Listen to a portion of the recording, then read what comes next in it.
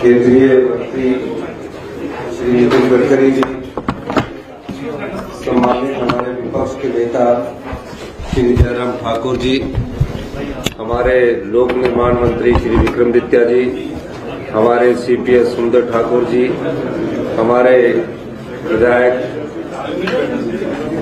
भुवनेश्वर गौड़ जी, लुकिंदर जी, पूर्ण जी, विनोद जी, रवि ठाकुर जी, शौरी जी, गोविंद जी जो पूर्व हमारे मंत्री रहे हैं। मैं धन्यवाद करना चाहूंगा माननीय केंद्रीय मंत्री श्री नितिन गडकरी जी का। जब ये आपदा आई तो मैंने माननीय नितिन गडकरी जी से अनुरोध किया और मुझे खुशी इस बात की है कि नितिन गडकरी जी के साथ मैं विपक्ष के नेता जयराम ठाकुर जी, हम पीडब्ल्यूडी मिनिस्टर्स, हम सब लोग जब गाड़ी में ही रिव्यू करते थे और गाड़ी में ही माननीय मंत्री जी ने दिशा निर्देश दिए हैं जो कि माननीय मंत्री जी आपको बताएंगे। हमें खुशी इस बात की है कि दिल खोलकर आपसे हमें सहायता चाहिए और आशा है कि जल्दी से जल्दी हमारे पास पैसा पहुंचेगा। हमारे साधन कम है, हमारे पास सीमित साधन है, तो उन सीमित साधनों में हमारी जो रोड ही लाइफलाइन है। आपदा की इस घड़ी में जो 50 वर्षों में पहली बार ऐसी आई है, पूरे हिमाचल प्रदेश में एक समान बारिश हुई और 7 से 11 तारीख तक, 7 जुलाई से 11 जुलाई तक 300% से अधिक बारिश हुई। चाहे वो पंजाब के साथ लगता ऊना जिला था, चंडीगढ़ के साथ लगता बद्दी जिला था, सब जगह फुल ढह गए। उन सब बातों की चर्चा हमारी गाड़ी के अंदर माननीय मंत्री जी के साथ हुई, तो माननीय मंत्री जी ने वही दिशा निर्देश दे दिए हैं और उन दिशा निर्देश के अनुसार हमें इस बात की खुशी है कि हमेशा से माननीय मंत्री जी का प्यार हिमाचल प्रदेश के साथ बना रहा है और मैं जयराम ठाकुर जी का भी धन्यवाद करना चाहूंगा कि आप भी हमें कंधे से कंधा मिलाकर सहयोग दें। जैसे गाड़ी के अंदर दे रहे थे तो गाड़ी के अंदर बाहर भी वो थोड़ा सा अच्छा सहयोग देंगे, तो मेरा ये आशा भी है। बहुत बहुत धन्यवाद मैं माननीय मंत्री जी से कहना चाहूंगा कि वो आप आदरणीय मुख्यमंत्री जी, आदरणीय विपक्ष के सम्मान्य नेता, पीडब्ल्यूडी मिनिस्टर, सभी विधायक और उपस्थित पत्रकार भाइयों बहनों, जिस प्रकार से आज कुल्लू से मनाली तक इस नेशनल हाईवे का निरीक्षण करने का एक अवसर मुझे प्राप्त हुआ, उससे इस बात का पता चला कि कितना बड़ा नुकसान हुआ है। 2-3 साल पहले इसी होटल में मैं अपने परिवार के साथ आया था, वो रास्ते का काम शुरू था और आज वो उसी रास्ते से मैं आया भी था और इसलिए बहुत बड़े प्रमाण पर काफी बड़ा नुकसान हुआ है, अभूतपूर्व नुकसान है। हमारी बातों में जब चर्चा हुई तो राज्य सरकार को भी एक रिपोर्ट मिला है कि ये जो नदी है, जहां नदी के बाजू में रास्ता बह रहा है, वहां नदी में जब फ्लड आया और फोर्स बढ़ा पानी का, तो कंक्रीट हो, बड़े बड़े पिलर हो, रास्ता हो, बड़े बड़े व्हीकल हो, सब बह के गए। तो ये जो इस नदी के बारे में टेक्निकली अध्ययन करने के लिए क्यों हुआ, कैसे हुआ, इसको क्या करना चाहिए और पहला इमीडिएट क्या करना चाहिए, मिड टर्म और लॉन्ग टर्म प्लानिंग करके क्या करना चाहिए, तीनों बातों का विचार विशेष रूप से एनएचआई के जो रोड है इसके बारे में हम कर रहे हैं। यहाँ के मंडी के आईआईटी की प्रोफेसर है, रुड़की की प्रोफेसर है, हमारे रिटायर्ड मेंबर है एनएचआई के पांडे, टेक्निकली बहुत साउंड है, उनकी टीम निश्चित हुई है। एक 3-4 तारीख को पूरा इसका अध्ययन करने के लिए आ रही है। आज लोगों ने भी मुझे बहुत सी समस्याएं जगह जगह पर रोककर मुझे लोगों ने अपने प्रॉब्लम, गांव के प्रॉब्लम बताया। प्रमुख रूप से दो बातें हैं कि रास्ते के ऊपर एक साइड में पहाड़ है और मैं थोड़ा जियोलॉजी मिनरोलॉजी क्रिस्टोग्राफी में थोड़ा बहुत जानकारी रखता हूं। तो ये जो रॉक्स होते हैं इसका जो हार्डनेस होता है इसको मोहा स्केल ऑफ हार्डनेस करके एक्सप्लेन किया जाता है। Talc, gypsum, calcite, apatite, orthoclase, quartz, corundum, diamond. तो इसमें बहुत कम जगह पर रॉक लगा, बाकी जगह पत्थर और पत्थर में मिट्टी है। वो बड़ा फ्राजिल ये है जिसके कारण जब बरसात आती है तो तुरंत वो टूट जाता है, बह जाता है। और ये नदी का जो प्रवाह होता है इसमें एक प्रॉब्लम है, वहां पर्याय भी नहीं है कि रिवर के बाजू में रोड बने हुए हैं। अभी हमने बहुत बार कोशिश की कि इसको डिस्टेंस दूर करके कैसे करें, तो इसके कुछ लॉन्ग टर्म उपाय है, उसकी जानकारी मैं आपको दूंगा। और विशेष रूप से आज मैंने एक सुझाव आदरणीय मुख्यमंत्री जी को दिया है कि उनको भी एक रिपोर्ट मिला है कि नदी का जो पात्र है वो अगर सीधा हो जाएगा स्ट्रेट तो नुकसान नहीं होगा। दूसरा, मैंने उनको कहा कि नदी में जो पत्थर है, बाकी बातें हैं, स्लिंट है, इसके कारण नदी और ऊपर आती जा रही है और जिसके कारण पानी बाहर भाग जाता है तो फिर गांव को उद्ध्वस्त करता है। तो मैंने उनको कहा कि टेक्निकल कमेटी से एक रिपोर्ट लेकर बाढ़ प्रोटेक्शन के रूप में इसको 2 मीटर 3 मीटर हम इसकी खुदाई करें और जो पत्थर निकलेगा वो एनएचआई के तरफ से हम लोग को काम करने के करें, क्योंकि हमें पत्थर चाहिए। और नदी के दोनों बाजू में हम कंक्रीट और पत्थर की ऐसी मजबूत दीवार बनाएंगे कि जिसके कारण पानी कहीं जाएगा नहीं। तो एक उसका अप्रूवल उनका अगर मिलता है तो जरूर वो करेंगे। दूसरी बात, नदी का खुलीकरण होने के कारण जो पानी ऊपर इधर उधर भागता है वो नेचुरल नीचे जाएगा, उसके कारण भी बाढ़ का नुकसान कम हो सकता है। हमारे यहाँ आपके यहाँ अच्छी बात है, मैं जहां से आता हूं वहां 10,000 किसानों ने आत्महत्या की है। मैं वाटर कंजर्वेशन में काम करता हूं और मुझे अभी 6 डिलीट मिली है, उसमें से 4 डिलीट जो है वो एग्रीकल्चर साइंस में मिली है। तो वो हम लोग कहते हैं वहां कि दौड़ने वाले पानी को चलने के लिए लगाओ, चलने वाले पानी को रुकने के लिए लगाओ और रुके हुए पानी को जमीन को पीने के लिए लगाओ। गांव का पानी गांव में, खेत का पानी खेत में, घर का पानी घर में, क्योंकि हमारे यहाँ 450 फीट नीचे जाने के बाद पानी मिलता है। यहाँ ऐसी स्थिति नहीं है। तो स्वाभाविक रूप से ये जो नदी के पात्र की समस्या है, आगे ये समस्या न हो, इसमें राज्य सरकार जैसा निर्णय करेगी वैसा हम काम करेंगे। एक बात है कि बड़े प्रमाण पर पहाड़ गिर रहे हैं। जैसे मैंने कहा कि जहां रॉक है मजबूत वहां नहीं गिरते हैं, तो ये यहाँ का परमानेंट प्रॉब्लम है। और इसलिए स्विट्जरलैंड से भी हमने अभी 2-4 दिन में एक प्रेजेंटेशन मेरे यहाँ है कि ये इसके लिए क्या करना, और यहाँ के भी एक्सपर्ट का सलाह हम ले रहे हैं। इस कमेटी का रिपोर्ट आने के बाद मैंने मुख्यमंत्री जी को और जयराम जी को आश्वस्त किया है, मंत्री जी को भी, कि मैं इस रिपोर्ट के प्रेजेंटेशन आपको भी दिल्ली बुलाऊंगा और आपसे सलाह करके फिर इसका निर्णय करके लॉन्ग टर्म प्लानिंग हम करके इसके ऊपर उपाय करेंगे। मुझे अंदाज से मालूम नहीं, पर अंदाज से इसके ऊपर 8-9 हजार करोड़ हमने खर्चा किए थे रोड पर। जो ये रोड काफी उद्ध्वस्त हुआ है।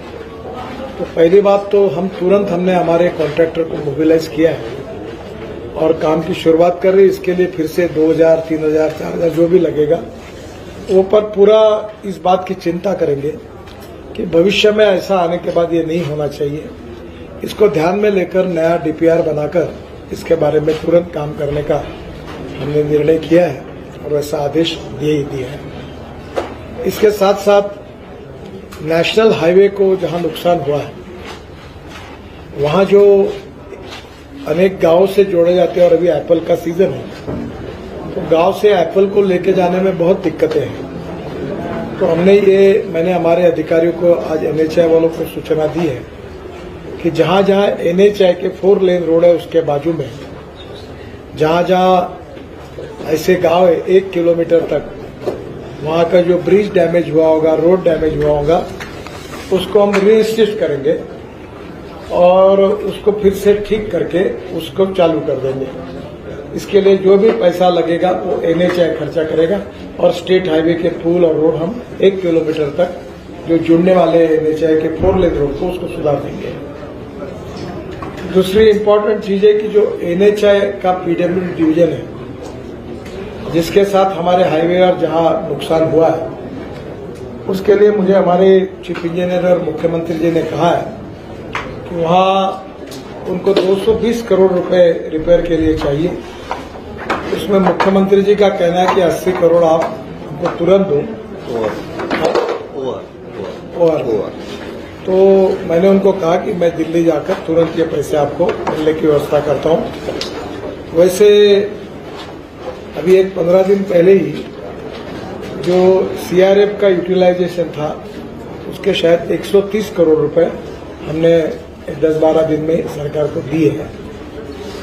इसके अलावा मैंने उनको ये भी आज घोषणा में कर रहा हूं कि इसके साथ साथ ये जो CRF का फंड है उसमें और जो सेतु भारतम का फंड है, ये दोनों को पकड़कर मैं उनको और 350 करोड़ रुपए इस एड के अंदर उनको देने की व्यवस्था करूंगा, ताकि वो स्टेट के कहीं भी गांव के अंदर, स्टेट के अंदर जो जो रिपेयर के काम है वो तुरंत कर सकेंगे। इसके साथ एक आज मैंने उनको उनके कहने पर ranges to Bagchal in Hamirpur district रंगस, ये 15 किलोमीटर का रोड 50 करोड़ का ये मंजूर किया है। और शाहपुर से सियोंटा चौरी रोड, ये चंबा डिस्ट्रिक्ट में है, ये 23.5 किलोमीटर है, 53 करोड़। ये दो कामों को भी इसके एडिशनल और मंजूरी दी है। इसके सबसे महत्वपूर्ण बात यह है कि काफी लोगों का नुकसान हो रहा है और ये विशेष रूप से लैंडस्लाइड होने के कारण नदी पात्र भी बदलती है, डायरेक्शंस बदलती है।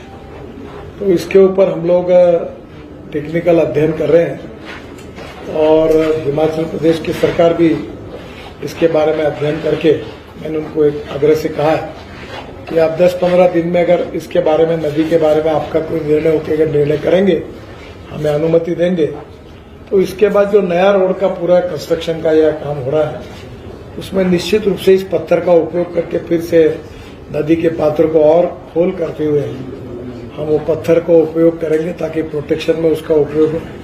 तो नेचुरली आज जो जिस प्रकार का संकट आया वो बहुत ही गंभीर रूप का था। मुझे लगता है शायद इसके पहले कभी नहीं आया होगा। तो मैं निश्चित रूप से, मुझे मुख्यमंत्री जी ने भी अनुरोध किया था, एक 3-4 दिन पहले जयराम जी भी मेरे पास आए थे और नड्डा जी ने भी मुझे फोन किया कि मुझे कहा कि एक बार आप जाकर आइए, बहुत बड़ा नुकसान हुआ। तो मैंने आज पार्लियामेंट है और पार्लियामेंट का आज का दिन मैंने छुट्टी मांगी प्रधानमंत्री से और मैं यहाँ आया हूँ। आने के बाद मैं जो समझता था उससे कई गुना ज्यादा इसकी ग्रेविटी है और एक एक स्पॉट को मुझे देखने का मौका मिला। एक बात जरूर, इसका परमानेंट उपाय यानी टनल्स बनाना, यही बहुत बड़ा इसका उपाय है। टनल बनाने के लिए पैसा बहुत लगता है और मैं आपको बताना चाहता हूं कि हमारी सरकार आने के बाद हम करीब 12,500 करोड़ रुपए खर्चा करके 68 टनल हमने प्रपोज किए हिमाचल प्रदेश में। उसमें 11 टनल 15 किलोमीटर लेंथ की, जिसकी 2,000 करोड़ रुपए कीमत है, वो हमने पूरी की है। 27 टनल ऑनगोइंग है, जिसकी 30 किलोमीटर लेंथ है और जिसकी कीमत 3,500 करोड़ रुपए है। और 30 टनल ऐसी है जो अपकमिंग है, जो 41 किलोमीटर उसकी लेंथ है, जिसकी कीमत 6,500 करोड़ है। आज वो चंडीगढ़ से जो मनाली के लिए रास्ता आता है, उसका भी निरीक्षण मैंने किया।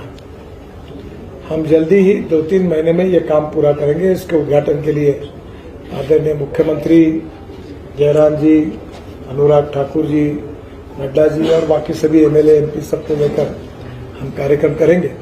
पर आज मुझे उसका महत्व ध्यान में आया कि एक टनल पहाड़ कितना ऊपर ऊंचा है और एक टनल कहाँ से निकलती है और कहाँ बाहर आती। तो टनल के कारण आज मुझे जयराम जी और मुख्यमंत्री भी बता रहे थे कि टनल अगर नहीं होती तो आज कनेक्टिविटी बंद होती, क्योंकि जो पुराना रोड है जो वो चंडीगढ़ से आता है वो उध्वस्त हो गया। तो आज स्वाभाविक रूप से टनल ये लॉन्ग टर्म उपाय है। तो ये जो 68 टनल का जो काम है 56 किलोमीटर का, हम जल्द से जल्द करने की कोशिश करेंगे। एक बिजली महादेव में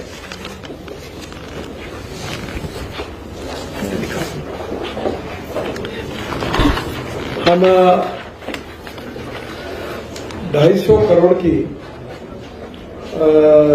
एक रोप वे बना रहे हैं और मैं 15 अगस्त के पहले उसको अवार्ड खो जाएगी और उसका भी काम शुरू हो जाएगा। और निश्चित रूप से ये भी एक महत्वपूर्ण बात थी। फिर से एक बार मैं बता दूं, थोड़ा सा सेतु बंधन और सीआरएफ में मैंने 130 करोड़ रुपए ऑलरेडी दे दिए हैं और ये करीब 400 करोड़ रुपए तक दोनों को लेकर कामों को हम मंजूरी देंगे। उसमें से अभी 2 काम आज ऑलरेडी हमने मंजूर भी कर दिए। और फ्लड रिपेयर्स में जो एनएचआई के रोड है उसके लिए जितना पैसा लगेगा उतना करेंगे। और उसके साथ जो हमारे हाईवे को एनएचआई के 4 लेन रोड को जो गांव को जोड़ने वाले रोड के ब्रिजेस होंगे उसे 1 किलोमीटर तक हमारे पैसे से रिपेयर करके देंगे। ब्रिज होगा तो ब्रिज रिपेयर करके देंगे और बहेगा होगा तो पूरा नया बना के देंगे। तो 1 किलोमीटर तक उसको हम सेटरेट करेंगे ताकि एप्पल के सीजन में हमारे किसानों का नुकसान न हो। और जो एनएच पीडब्ल्यूडी है जो 4 लेन नहीं है 2 लेन शोल्डर जो रोड है उसके रिपेयर के लिए 220 करोड़ रुपए उन्होंने अभी मुझे प्रपोजल दिया, उसको मंजूरी देंगे। और 80 करोड़ रुपए उनको तुरंत चाहिए मुझे आने के बाद वो भी पैसा देने की व्यवस्था करेंगे। मैं भारत सरकार की ओर से आदरणीय प्रधानमंत्री जी की ओर से आपको आश्वस्त देता हूं कि ऑलरेडी प्रधानमंत्री जी ने भी एक टीम यहां भेजी थी उनके भारत सरकार की ओर से। ये मैंने केवल मेरे डिपार्टमेंट की बात आपके सामने की है। प्रधानमंत्री भी और भारत सरकार भी इसके प्रति संवेदनशील है। इस टीम का रिपोर्ट जाने के बाद उसके बारे में जो कुछ निर्णय है वो प्रधानमंत्री जी के नेतृत्व में भारत सरकार करेगी। मेरे डिपार्टमेंट से रिलेटेड जितनी बातें थी जिसके लिए मैं आज आया था उसके बारे में ये सब घोषणा मैंने की है। मैं मुख्यमंत्री जी को और हिमाचल की जनता को विश्वास देना चाहता हूं कि निश्चित रूप से नरेंद्र मोदी जी के नेतृत्व में हमारी सरकार हिमाचल की जनता के साथ है। और जो नुकसान हुआ है, जो लोग बेघर हुए हैं उनको कैसी मदद करना और उसके साथ साथ रोड में जो नुकसान हुआ है, ब्रिजेस टूट गए हैं, इन सब को किस प्रकार से नॉर्मलाइज करना और इसके लिए जो भी प्रयास हमारी तरफ से होंगे वो पूरे करेंगे। और निश्चित रूप से हम जनता को, मेरा विश्वास है कि वो हिम्मत रखकर इसका प्रतिकार करें। और अभी जो कुछ करेंगे वो ऐसा करेंगे कि कितना भी गंभीर संकट आएगा तो भी इस प्रकार की परिस्थिति नहीं होगी। इसकी चिंता करते हुए, टेक्निकल सलाह लेते हुए ये काम करने की कोशिश करेंगे। बहुत बहुत धन्यवाद। नमस्कार। ये सीआरएफ और सेतु बांधन पकड़ के ये 400 करोड़ रुपए है। मैंने 350 बोले, 400 सीआरएफ 250 300 का। ये सेतु बंधन और सीआरएफ ये दोनों एक ही हेड है, अलग अलग एक ही सीआरएफ की हेड है और दोनों को पकड़ के मैं 300 के बजाय 400 करोड़।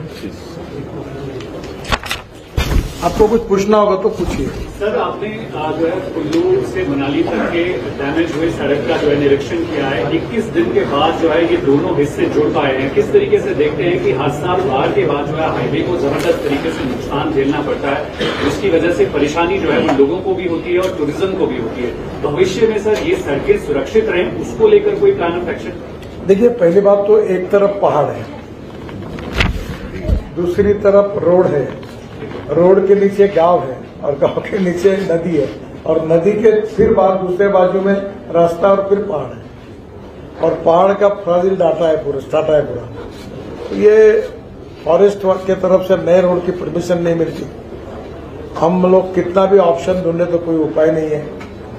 मैं पिछले बार आया था तो मुझे यहाँ सब लोग कह रहे थे कि अब इस तरफ का 4 लेन रेड हुआ, अब उस साइड से भी करो। तो अब वो पहाड़ इतना बड़ा है कि उसको भी कैसे हैंडल करना, ये बड़ा चैलेंजिंग काम है। और जैसे मैंने कहा कि नदी का पात्र जो है वो कर लेके बदलता है, तो जैसे वो कर लेता है तो पानी और रिबाउंड होता है और जोर से आता है, तो वो कंक्रीट के स्ट्रक्चर्स को उध्वस्त कर देता है, बसेस को, ट्रक को उठा के ले जाता है। तो कुछ चीजें जो है वो टेक्निकली राज्य सरकार के मार्गदर्शन में उनको करनी पड़ेगी। रोड के बारे में अब आगे के लिए मैंने कुछ सूचना दी है, पर जब तक टेक्निकल रिपोर्ट नहीं आता, मैंने उनको कहा कि ये कंक्रीट का ही बनाइए और इसकी मजबूती और बनाइए। दूसरी बात, जो पहाड़ गिर रहे जगह जगह पर, हम लोग स्विट्जरलैंड से भी कुछ लोगों को बुलाया, उनके साथ भी प्रेजेंटेशन कर रहे और IIT के साथ सलाह करके ये कोशिश करेंगे कि भविष्य में ऐसा संकट ना आए। पर एक बात और ध्यान में रखो, यहाँ के लोगों को भी और सरकार ने उसके लिए चिंता करनी चाहिए पर्यायी जगह की। पर नदी के बाजू में जो घर और बिल्डिंग बना के रह रहे हैं, वो इस घटना ने सिद्ध कर दिया कि ये डेंजरस है। ये अच्छा हुआ कि ये घटना सुबह हुई, अगर ये अंधेरे में होती तो और नुकसान होता। तो थोड़ा सा लोगों का भी सहयोग चाहिए। और मुख्यमंत्री जी ने एक निर्णय किया है कि नेशनल हाईवे जो 4 लेन है उसके आजू बाजू के लिए उन्होंने जो डेवलपमेंट होती है 100 मीटर की, उसके बारे में कुछ रिस्ट्रिक्शन की बात की है, वो भी उचित है। और ऐसे कुछ लोग आते तो उनको पर्यायी जगह और कोई दी जा सकती है। पर रोड के बाजू में इस प्रकार से रिवर के बाजू में बैठना ये डेंजरस है, इससे बहुत बड़ा धोखा हो सकता है। सर, आपने बिजौरा से लेकर मनाली तक का निरीक्षण किया, इस दौरान आपने देखा काफी आपदा से नुकसान हुआ। तो राजस्थान जो टोल टैक्स है वो माफ किया गया अभी कुछ समय के लिए, तो क्या आगे उसके लिए क्या नहीं, अभी तो फिलहाल जब तक रोड का काम अच्छा नहीं होता, पूरा कंप्लीट नहीं होता, तब तक नहीं होता। सर, लेफ्ट बैंक रोड के लिए आपने पिछले जब आए थे घोषणा की थी नेशनल हाईवे बनाया जाएगा, लेफ्ट बैंक रोड की आज काम आ रहा है, इस बारे में आप क्या कहेंगे? नहीं, अभी तो ऐसा जो पुराना नेशनल हाईवे जो है, जो अभी हमने नया बनाने के बाद नेशनल हाईवे था उसको सुधारने वाले थे, और अभी हमने उसको जो भी कुछ सुधार सकते वो सुधारने का काम किया है और इसी के कारण ट्रैफिक थोड़ा सा जाना आना सुविधा का हुआ है। और 1 लेन चल रही है, अब पहले ये काम करेंगे, बाद में उसका भी। सर, एक आंकड़ा आ रहा है कि जो नेशनल हाईवे है 4 लेन है, उसमें जो है पैदल फुटपाथ नहीं, जिसकी वजह से बहुत ज्यादा सड़कों पे मौतें हो रही है। तो अब हमने ये देखा कि नेशनल हाईवे तो तैयार हो रहा है, 4 लेन भी तैयार हो रहा है, लेकिन फुटपाथ तैयार नहीं हो रहा है। फुटपाथ होगी भी नहीं और होने की जरूरत। रिहायशी इलाकों की बात करें सर, उसमें फुटपाथ जो होती है वो शहर के अंदर और गांव के अंदर जब होती है तब होती है, लाइट लगती है, फुटपाथ लगती है। जो शहर के बाहर होते हैं वो रोड को सर्विस रोड होते हैं। तो हम लोग अब जितनी जगह यहाँ प्रॉब्लम कंस्टेंट है, एक तो रिवर है, पहाड़ है, दोनों बाजू में डेवलपमेंट है, घर भी तोड़ने में प्रॉब्लम है, उससे मार्ग निकालकर हम टेक्निकली अच्छा सोल्यूशन निकालने की कोशिश करें। सर, ये करें तो वहां पर भी बरसात के बाद जबरदस्त तरीके से नुकसान हुआ है, सामरिक दृष्टि से मार्ग बहुत महत्वपूर्ण है सर, उस मार्ग पे किस तरीके से फोकस किया जाएगा फ्यूचर डेज में, ताकि इस तरीके से? सर, जो मैंने आपको बात बताई ये बहुत ही स्पष्ट है, दोनों तरफ पहाड़ है, पहाड़ का जो स्टार्टा है वो बहुत ही फ्राजिल है कि वो कभी भी गिर सकता है। मिट्टी और पत्थर 80% मिट्टी और पत्थर इस टाइप का है। जो ब्लैक रॉक होता है मजबूत, वो बहुत कम है, कुछ जगह दिखा है। दूसरी और उसके बीच में दोनों बाजू में डेवलपमेंट हुई है और उसके बीच में रिवर है और इसको ये पहाड़ को लगकर रोड है दोनों बाजू। ये स्थिति आइडियल नहीं है, उल्टा ये बराबर नहीं है। पर अब पहाड़ को हम दूर नहीं कर सकते, रोड के लिए नई अलाइनमेंट नहीं मिल सकती, लोगों के घर हम तोड़ नहीं सकते और नदी का दिशा बदल नहीं सकते। So there are complications, no doubt, but we need to find out the option between the line and that is to be limitation. और उसके साथ जो अच्छा हो सकता है वो करने की कोशिश करें। सर, ये रोड जो है अभी नया बना है बिल्कुल, और अभी इसकी इनॉग्रेशन भी नहीं हुई है, and the very first flood it faced, इसमें हैवी डैमेज हुआ है। तो what do you think is the main cause of the damage कि ये अलाइनमेंट जो है वो सही नहीं है या कंस्ट्रक्शन में कुछ कॉम्प्रोमाइज हुआ है? देखिए सर, ये तो अभी जब टेक्निकल कमेटी रिपोर्ट देगी उसके पास सब विषय दिए हैं। और मैं आपको फिर से बार बार कह रहा हूं कि अभी घर के घर गाड़ियां, बसेस बह गई, तो ये जो कर्व ऐसा आता है रिवर का और जो पूरा पानी आता है, अभी भी आज जो फोर्स मैंने देखा तो अभी तो सब समाप्त हो गया। तो फोर्स इतना ज्यादा है कि उसने स्ट्रक्चर को, बड़े बड़े स्ट्रक्चर को उसे उठा के फेंक दिया, पुलों को फेंक दिया। फिर भी इसके बाद टेक्निकल कमेटी हमें जो रिपोर्ट देगी उसके अनुसार हम काम करेंगे। सर, मनाली रोड से जो है वो 4 लेन प्रपोज हुआ था इनिशियली, और ऐसा सुनने में आया है कि उसके लिए लैंड एक्वायर भी हो गई है।